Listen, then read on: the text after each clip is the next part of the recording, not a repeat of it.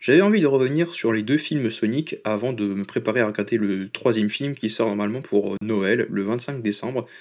Et du coup, on va revenir direct dans un premier temps sur le premier film Sonic que, en fait, au début, j'avais trouvé un peu nul effectivement, mais en l'ayant revu une seconde fois, je me suis dit: «Non, en fait, ça va, OK, c'est sympathique». Alors oui, effectivement, il faut adhérer un peu à l'humour, il faut adhérer aussi un petit peu au jeu de Jim Carrey, qui peut un peu surjouer un petit peu et puis, qui peut cabotiner un peu. Mais sinon, à part ça, c'est vrai qu'il y a aussi un problème de dosage, un peu au niveau des blagues, qui sont un peu très frénétiques. Mais sinon, au niveau de l'histoire, c'est vrai, faut la prendre pour ce que c'est, mais globalement, j'ai trouvé ça plutôt sympathique. Alors moi, de mon point de vue extérieur, moi, Sonic, j'ai surtout vu la série d'animation, enfin une série d'animation, quand j'étais jeune, je crois. Je crois que c'était sur Gulli, quand j'étais, il y a de ça des années, je sais plus. Et sinon, du coup, j'avais joué à des jeux, comme par exemple, Sonic Heroes, où Sonic était avec, Tails et Knuckles. Mais sinon, je connaissais pas trop les jeux en soi sur Sega, donc les jeux en soi donc de Sonic. Du coup, j'avais pas forcément beaucoup de connaissances du lore, parce que je savais qu'il y avait les anneaux, et puis je savais que dans les jeux Sonic Heroes, les jeux comme Sonic Mega Collection Plus, il y avait des moments où il y avait des épreuves ou de championnats, enfin tout ça, où on devait donc, où il y avait des circuits, un peu comme dans le suite du film, où il fallait trouver les anneaux, c'était un peu compliqué, c'était très dur, très hard, mais globalement j'y arrivais. J'y arrivais un petit peu, mais c'était vrai que c'est un peu dur, sinon j'avais aucune connaissance du lore. Alors sinon Sonic le film, ça parle de quoi? Ça parle donc tout simplement d'un petit hérisson bleu de la race des échidnés, donc d'une planète extraterrestre bien sûr, qui vit avec l'enclos, une espèce de chouette, donc l'enclos, qui donc du coup sont amenés à s'échapper par la planète, parce qu'ils se font à un moment attaquer par une tribu des équidnés, donc des écureuils, des équidnés, qui sont donc là, qui convoitent le pouvoir de Sonic, et du coup l'enclos emmène directement Sonic grâce à un anneau qui lui permet de se téléporter où il veut sur Terre, dans le comté de Green Hills, et elle retient les équidnés, elle le laisse partir tout seul dans son coin, elle se sacrifie entre guillemets pour lui, et du coup, tu vois, Sonic, il se retrouve piégé à Green Hills, où il va faire la connaissance de Tom Wachowski, et il va se lier d'amitié avec lui parce qu'il l'apprécie beaucoup, et comme effectivement la solitude au fil des années le pèse, et il devient un peu fou, typiquement il parle tout seul, il continue à le faire même en permanence, donc ça crée un décalage. Quand il continue à parler tout seul, au bout d'un moment c'est parce que quand la solitude te pèse, c'est triste, c'est horrible.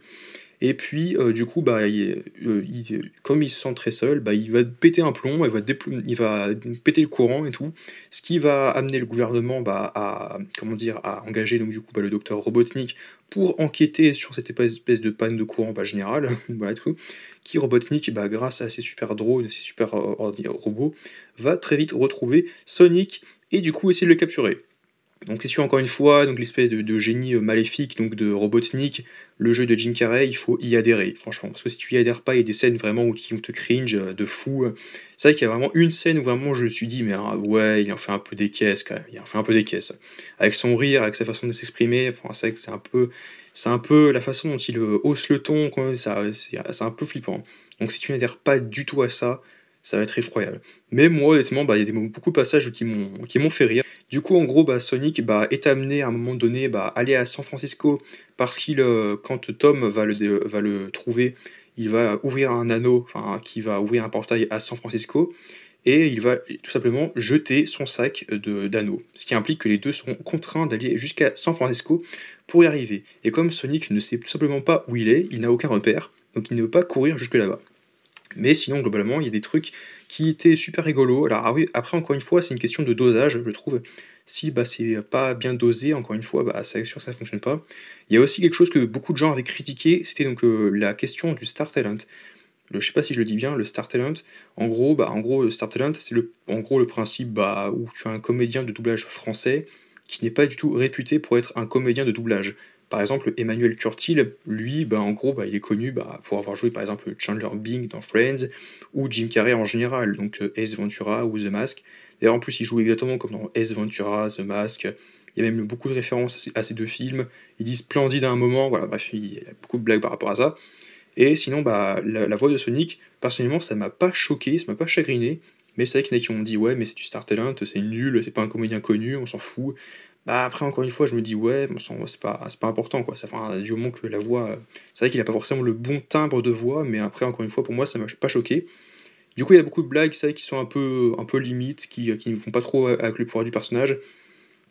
Et puis le simple fait de courir très, très vite, bah, il y en a qui il y a une théorie qui dit apparemment que si on court très, très vite, bah, dans le sens inverse des aiguilles d'une montre, je crois que c'est même, bah, le Perceval qui le dit dans Kaamelott, pareil, bah, après bref, et ça a été dit en science, ça a été dit dans des films, ça a été dit dans la vraie vie, ça a été dit partout.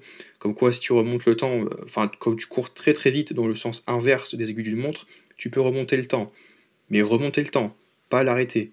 Bah, mais bref, puis il y a la blague aussi au début où il y a Tom effectivement qui intercepte une tortue, il fait «Eh toi, espèce de chauffard!» Bref, il y a beaucoup de blagues par rapport à ça, ils en font peut-être un peu des caisses, mais c'est vrai qu'il y a des choses que j'ai pas forcément acceptées. C'est le principe même que, bah, quand Sonic court très, très vite, bah, tu l'impression qu'il se passe une éternité en fait, genre il fait 1000 et une choses, là où il se passe que même pas, 2 secondes quoi, 1 seconde de 2 quoi. C'est assez étrange. Ça va trop, trop vite et en même temps, il prend son temps. Limite même, c'est limite, il se poserait pas 2 secondes pour dire: «Alors, est-ce que c'est bien, et tout, est-ce que ce prank, est-ce que cette blague, ça marche bien et tout?»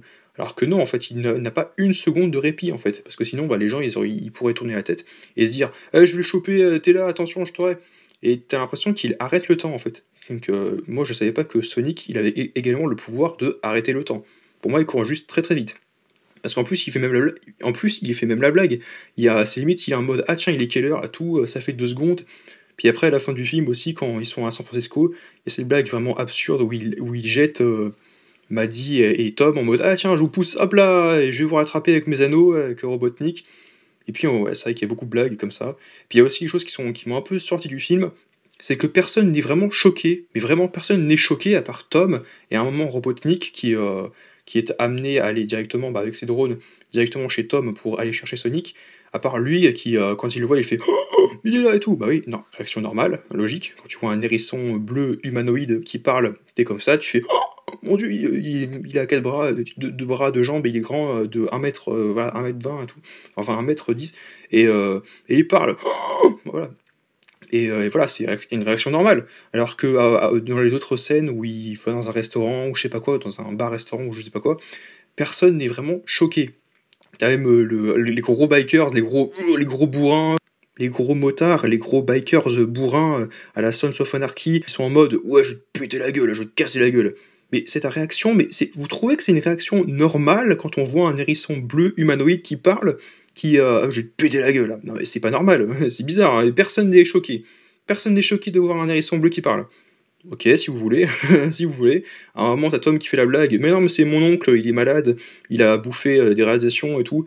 Ah la vache, mais quelle radiation il a bouffé ton oncle pour sembler être tout bleu et avoir des épines partout? Ouais, puis la blague aussi avec l'épine, qui vient dans sa bouche, c'est pas forcément très drôle sur le moment, mais après, globalement, le jeu de Jim Carrey, moi j'y ai adhéré, mais c'est vrai qu'il y a des scènes un peu, bah, pas forcément cringe, mais un peu malaisantes où tu fais: «Ouh là», tu tournes le regard, tu fais: «Ouh là là, d'accord». Là où il se met un peu à courir et tout.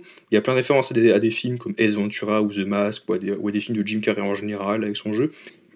C'est absurde, effectivement, ou comme je vous l'ai dit, personne n'est choqué de voir qu'il y a un hérisson bleu qui parle, ou encore une fois que plutôt que de courir très très vite, bah, il arrête le temps. Le simple fait qu'il peut tourner, enfin qu'il peut faire le tour de la Terre en même pas 30 secondes, pour moi, en même pas 10 secondes, ça m'aurait même pas choqué. Tu dis: «Ah OK, ouais, allez, pourquoi pas?» Parce qu'à un moment, il ouvre un portail, quand il a la course-poursuite à la fin, quand il y a la course-poursuite à la fin, et du coup, bah, ils attaquent donc, les 7 merveilles du monde, enfin, il y a la muraille de Chine, la pyramide, etc. Et d'ailleurs, il le dit, il fait: «Mais c'est l'une des 7 merveilles du monde, tu vas pas m'obliger à tirer dessus pour te tuer». Voilà, et donc puis sinon, ouais, il aurait fait, enfin après du coup, Robotnik aurait pas pu le poursuivre parce qu'il va pas aussi vite que lui, mais il aurait fait le tour de la Terre pour dire: «Ah, je vais essayer de trouver mes anneaux, mais je sais pas où trouver mon chemin», bah, c'est le cas.